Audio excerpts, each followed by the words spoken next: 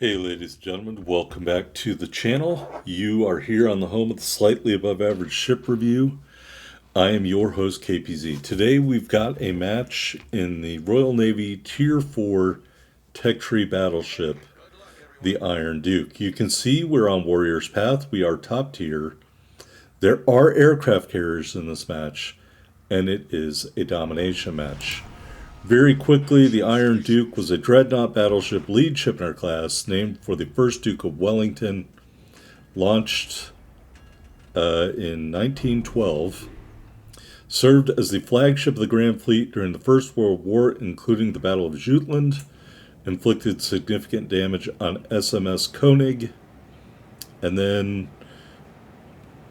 turned into a training ship in the mid-20s. The Iron Duke ended up as a harbor defense ship and was run aground in Scapa Flow in 1939 and served as an anti-aircraft platform for the remaining of the war. Really quickly going to WoW's builds before we engage with an enemy ship, hopefully. Max damage record 168,744, base XP record 3322 per WoW's builds. Little stat note here, Sigma 1.8, so the hood so far is the best ship we've seen, 1.9, so 1.8 for the Iron Duke. Fires per minute 1.99, arming threshold of the armor-piercing shells 57 millimeters. The overmatch is 24 millimeters for this ship. Shooting or lining up to shoot at the Omaha. I don't remember if I was shooting HE or not. I was shooting HE. We did set him on fire, disable a turret, albeit temporarily, of course. But now I have the armor piercing loaded, and Omaha is a ship that I suppose anyone would love to shoot at because it's very squishy. And this guy doesn't appear to be doing any kind of evasive maneuvers at all. Reminds me of when I first started playing this game. Alright, second salvo out there. We do get a Citadel hit and leave him on the very edge. And someone else, quote-unquote, helpfully finishes him off. So that's alright, whatever. Got a Wyoming out here. Destroyer popping up on the screen. And some other ships here. So we're going to continue. We're going to bow in a little bit. But we're going to keep pushing forward.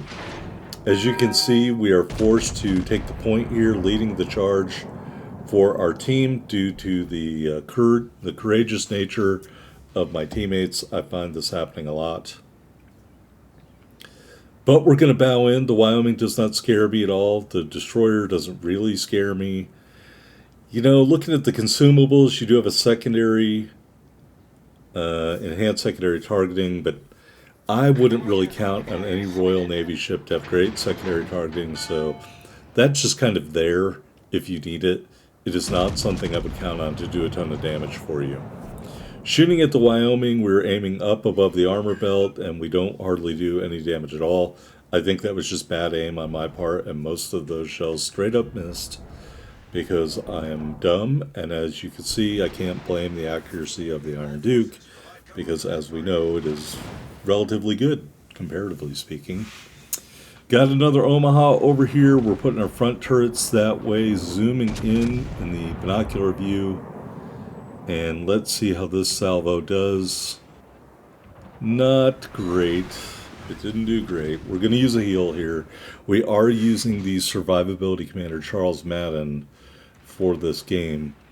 Generally, the way I determine which commander I was using for these ships, I look in the summary of the ship and it says great HE pen and great HE damage, then I put Madden in there. And if it doesn't say both those things, then I put Cunningham in there. So we are using Madden for this game. Alright, Peter Veliky will shoot our front turrets at him. And I got my rear turrets still coming around towards the Omaha, who is pestering me. And we'll shoot at the Omaha, albeit I don't really think I aimed those very well. But we do at least make contact, so I mean... And I know at this point you're like, man, how can this be your Tech Tree Spotlight game? It kind of looks like it sucks. And I'm like, well, to this point, I probably wouldn't disagree with you. We do cap out whatever base we're at, Bravo.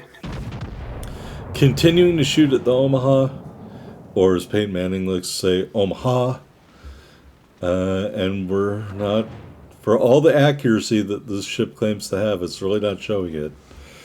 So I feel very embarrassed by that. But at the end of the day, we're going to keep reloading and keep shooting because why not? Why not? And the Omaha sets me on fire. Our return fire to the Omaha doesn't do anything. When at first you don't succeed, try again.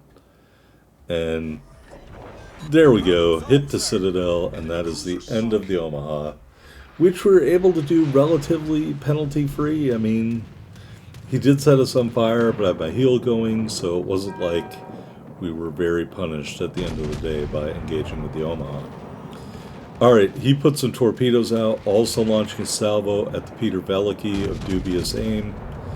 Second set of shells towards the Peter Veliky, a little bit better aim. We've attracted the attention of the enemy carrier, and as a result, we did shoot down an airplane. I have to wonder why the Omaha launched torpedoes, because they came nowhere near me. Alright, let me clean off my magnification device so I can see this game a little bit better and give you the kind of cutting-edge analysis I know you expect here on this channel. I just want to note, I've seen some people put up some videos, and I'm not saying they're not warranted to create them, talking about other other content creators, community contributors, whatever. I just have no plans to do that kind of stuff. I know it's a great way to get views on your channel. But you know what? I'm very lucky. I rarely have a match with anyone that I would consider to be a community contributor worth talking about, and B, that is annoying. So just for the record, I don't believe I've ever been in a match with Let 'em Peek, and whatever, who cares? So that being said, we're still aiming at the Peter Veliky here, and I will give you a stat comparison. My computer is doing its own thing right now. Also got the Langley out there, opportunity for a kill pinch of some sort, but the Langley is taken away before we can get our shells on target. Moving back to the Peter Veliky, 3 rear turrets his way, and we will hope those shells do everything we want them to do and more. They do. 3 hits, including a hit to Citadel, and the Peter Veliky is definitely on the end of his life cycle here. Front 2 turrets, he's starting to turn in a little bit. A little bit of health left. Can our shells get there in time? The answer is no. They cannot. They can't. Alright, we got an Iron Duke, we got a Wyoming. While we're waiting for that, let's go into the stat comparison. At Tier 4, there are 18 1-8 ships that we're comparing stats with. Hit points, the Iron Duke is 10th. The highest ship is Congo, 54-100. The lowest ship is Viribus Unitus, 35-700. So essentially, upper middle of the pack, hit point wise. Firing range, the Congo and the Koenig at 15.4. The Iron Duke is number 8 at 14.9. The lowest ship is Miyoji, and that doesn't shock anybody because the Miyoji is a horrible, horrible ship. Alright, we're moving in on the Iron Duke. Before I kill him, let's get the rest of these stats out. Armor-piercing DPM, number 1 ship, Conte de Cavour, 234,000. Iron Duke is 4th, 198,000. The lowest ship is Miyogi at 120. Max AA DPS, number 1 is Texas at 345. Iron Duke is 4th with 142. Max speed, the number 1 ship is a tie between ARP Kirishima, Haruna, Congo, and Miyoji. And Iron Duke is 11th, 22.5. The slowest ship is Nevada, Oklahoma at 20. Alright, moving in on the New York, we are going to get these turrets around after presenting him the bow, which he may not penetrate with his weak-ass salvo. Yeah, see you later, buddy. Alright, Getting these rear turrets around. All we need is one salvo. Two salvos. There it is. Couplets to Citadel. Our second kill. The high caliber medal is unlocked. We are turning to engage the remaining enemy ship, and the match ends. And we get a Dreadnought medal for our troubles. Alright, look at these milestones.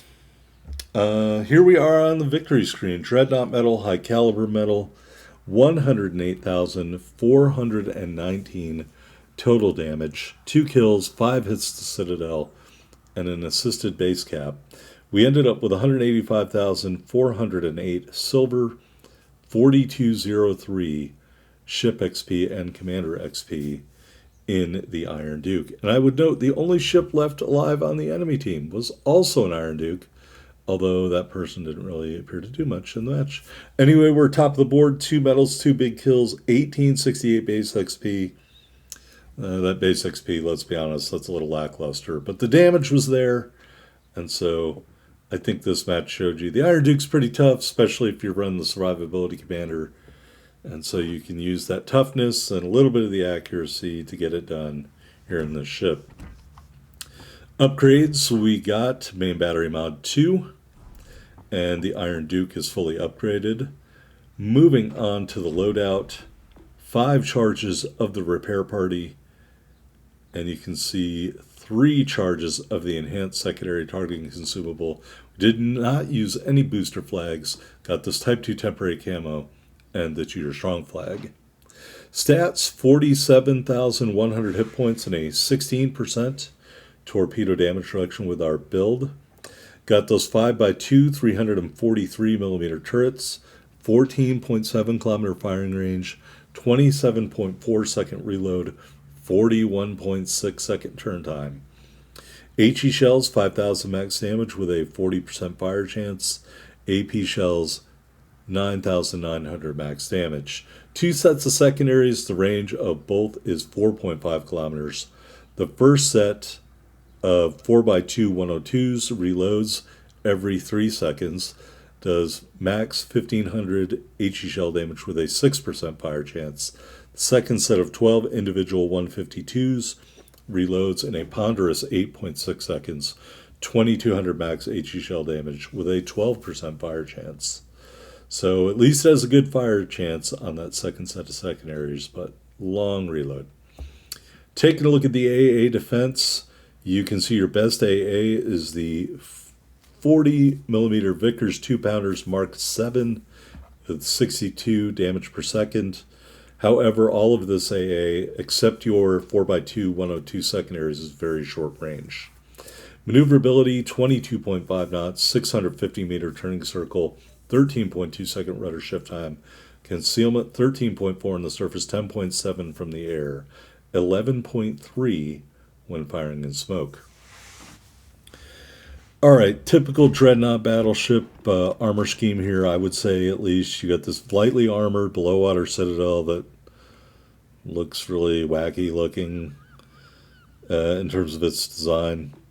We will add in this torpedo side plating. You can see maybe it acts as a spaced armor below the waterline. Maybe it doesn't. I don't know. But yeah, bow back on here. You do have an armor belt.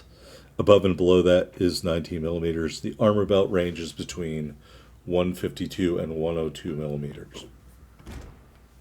Casemate armor belt increases up to 203 millimeters on the side of the ship and 305 in the armor belt.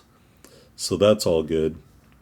But again, if you give flat broadside, you probably will get punched. Turrets and barbettes, they're lightly armored barbettes into the casemate, but above that, they are heavily armored, relatively speaking. The turrets are sloped, but the roof of the turret is lightly armored, and that's pretty much standard for how these things are. Anyway, that is the armor profile of the Iron Duke. Here's our commander, fully maxed out Charles Madden. Base trait has traverse speed and reload time. We've got a fully maxed Cunningham and a 16-3 D Rebel as our inspirations. In row 1, no fly zone. In row 2, crisscross, Porcupine's a waste of time. Row 3, firefighter. Row 4, master mechanic. And we were using will to rebuild. Anyway, that is the Iron Duke, ladies and gentlemen. I hope you enjoyed this video. You did hit that like button. I'll see you on the next one.